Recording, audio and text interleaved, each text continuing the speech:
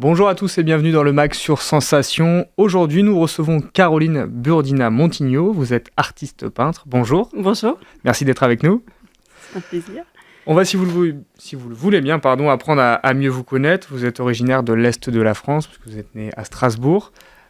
Et j'ai lu en préparant cette émission que ce sont vos parents, amateurs d'art, qui vous ont transmis leur passion. Alors racontez-moi à quoi ressemblait votre enfance. Est-ce que vous faisiez des expos, des choses comme ça ? Oui, mes parents adoraient en effet l'art. Donc, toute petite, ils m'ont emmenée voir des expos, des musées. Ils m'ont sensibilisée en effet à l'art, à la peinture, des artistes et puis des designers également. Qu'est-ce qui vous plaisait dans ces moments-là, d'aller voir l'art ? Bien découvrir des artistes, des techniques, des choses qui étaient nouvelles que je voyais avec mes yeux d'enfant. Et puis, c'est le plaisir de découvrir. Ouais. Vous avez suivi ensuite des cours aux arts décoratifs de Strasbourg, fait des études de commerce, vous commencez une carrière dans le marketing et la communication. Un parcours plutôt atypique pour une artiste peintre. Oui, un parcours un peu sérieux. C'était, je pense, la volonté aussi d'avoir une formation classique, un métier peut-être sécurisant. Même si j'avais toujours au fond de moi cette envie de peindre et de pouvoir faire un jour, en faire un jour mon métier en fait. Parce qu'à ce moment-là, quand vous vous lancez dans ces études, dans ce bagage sérieux, vous ne peignez pas, vous... Si. J'ai toujours peint, j'ai toujours dessiné. Oui, c'était toujours au fond de moi. Hein, ouais. Mais il fallait ce bagage-là au cas où. Voilà. Oui, exactement. En parallèle de vos activités, vous peignez. Est-ce qu'on peut expliquer aux auditeurs ce que vous faites ? Oui, alors j'ai deux univers, presque trois en fait. J'ai d'un côté la peinture abstraite. Alors je fais tout à l'acrylique. Donc la peinture abstraite, assez classique, toujours dans des tons très colorés.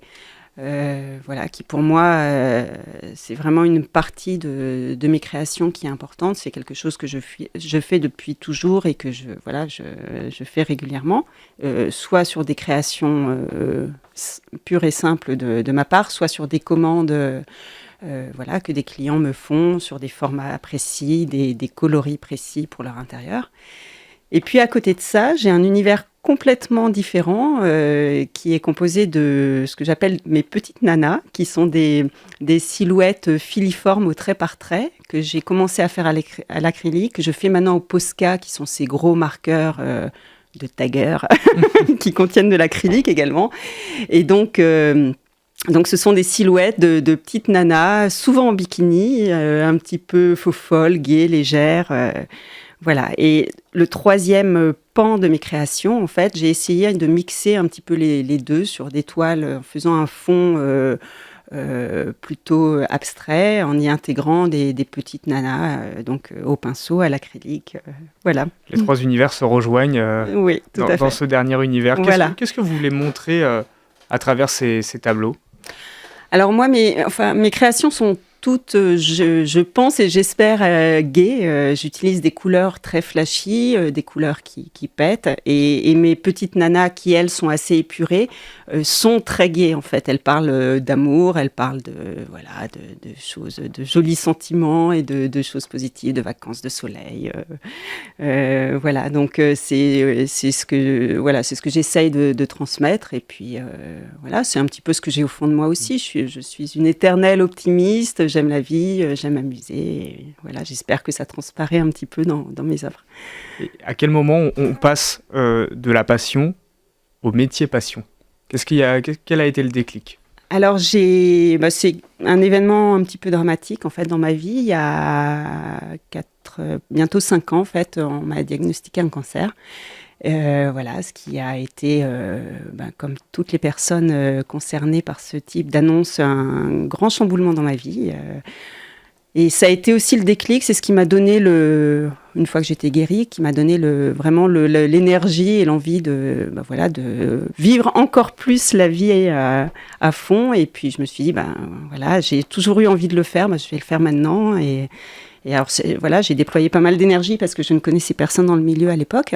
Donc, voilà, c'était pas facile. Mais comment ça se passait justement ? Comment vous avez opéré pour basculer et vous faire connaître ? Alors, on a la chance aujourd'hui d'avoir les réseaux sociaux. Donc, moi, j'ai misé à fond sur Instagram et Facebook pour essayer de communiquer, me faire un petit carnet d'adresses et puis essayer de me faire connaître comme ça. Et voilà, ça m'a demandé beaucoup d'énergie, ça m'a demandé du temps, mais petit à petit, les choses se sont construites comme ça. Vous vous êtes fait repérer notamment sur les réseaux sociaux, non ? Oui, alors il y a notamment le directeur de Lise Charmel, la maison de lingerie couture, qui a vu un jour mes créations de petites nanas et qui a apparemment flashé dessus. Et ils m'ont demandé l'année dernière de faire une exposition à leur siège parisien rue du Cherche-Midi. Donc c'était une magnifique expérience, donc une expo qui devait durer 1 mois au départ, qui a duré finalement 2 mois, et un partenariat qui s'est très très bien passé. Ils ont refait appel à moi il y a quelques jours pour le Black Friday au Bon Marché, et puis j'ai un nouveau projet avec eux aussi pour le début de l'année 2020, donc c'est un super partenariat. Ouais. Donc finalement, voilà, l'outil, les réseaux sociaux est un très bel outil de communication. Tout à fait. Ouais, peut-être étonné de votre part, vous pourtant qui étiez dans la communication auparavant, vous êtes peut-être étonné de voir cet essor par ce biais-là, peut-être ? Non, je pense que, oui et non, ça fait partie maintenant vraiment des façons de communiquer, et c'est vrai que c'est pour moi, un formidable outil pour trouver des partenariats, pour me faire connaître auprès de potentiels clients, pour échanger sur l'art avec d'autres artistes. C'est un outil absolument génial, hein, c'est vrai que... Vous avez un peu évoqué votre style, notamment sur le côté coloré, la couleur, la gaieté. Mais qu'est-ce qui vous inspire ? Qu'est-ce qui a inspiré ces petites nanas-là ? Qu'est-ce que vous voulez montrer par ce biais-là ? Je ne sais pas. Peut-être un petit peu peut-être moi. Peut-être un petit peu. C'est peut-être une facette de ma personnalité. Peut-être mes amis. Peut-être ma fille et ses petites copines. Et puis peut-être les femmes en général, les femmes d'aujourd'hui, qui travaillent, qui ont des enfants, mais qui, à côté de ça, ont envie de vivre, de s'amuser, d'être amoureuses, de profiter des jolies choses de la vie. Est-ce que c'est toujours compliqué de répondre à cette question, mais quelle est l'œuvre qui vous rend la plus fière ? S'il y en a une. Question difficile. Je vous ai prévenu. Alors, peut-être un... Alors, oui, c'est dur d'en choisir un, mais peut-être un tableau que j'ai fait pour l'exposition Les Charmelles, qui est une grande toile abstraite qui fait 1,50 m de haut sur 1 mètre, que j'ai faite suivant leur carnet de collection. En fait, ils m'avaient partagé un peu leur cahier, je bégaye, de collection pour faire des créations en raccord avec leur nouveauté. Et c'est une toile que j'adore, et c'est une des toiles d'ailleurs qui va être présentée au Grand Palais en février 2020. Justement, j'allais y venir sur votre actualité. Vous exposez au salon Art 3F Paris les 31 janvier 1er et 2 février, oui, à la porte de Versailles. Oui. Et puis ensuite, du 11 au 16 février au Grand Palais, toujours à Paris. Oui. Qu'est-ce que ça fait de mettre au monde, finalement, ces toiles, de les montrer, en tout cas ? Qu'est-ce qu'on ressent ? C'est un petit peu le rêve.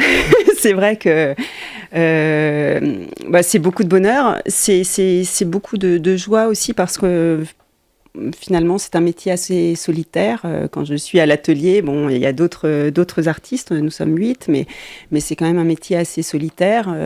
Et quelque part, je crée pour les autres, pour le plaisir de partager. Donc c'est vrai que c'est une suite logique pour moi, et c'est toujours beaucoup de plaisir de pouvoir discuter avec les visiteurs, échanger sur l'art, échanger sur mes créations. Et puis en l'occurrence, le Grand Palais, c'était une belle nouvelle, une belle surprise pour moi, parce que c'est un des musées que j'affectionne tout particulièrement, sous la verrière magnifique. En plus. Merci beaucoup Caroline Burdina-Montigno d'avoir été avec nous. Je rappelle que vous êtes artiste peintre et puis on peut, comme vous l'avez dit, découvrir vos œuvres fin janvier à la Porte de Versailles de Paris, puis au Grand Palais, toujours à Paris. Quant à nous, vous pouvez retrouver cette émission en podcast audio et vidéo sur notre application Radio Sensation. Merci beaucoup.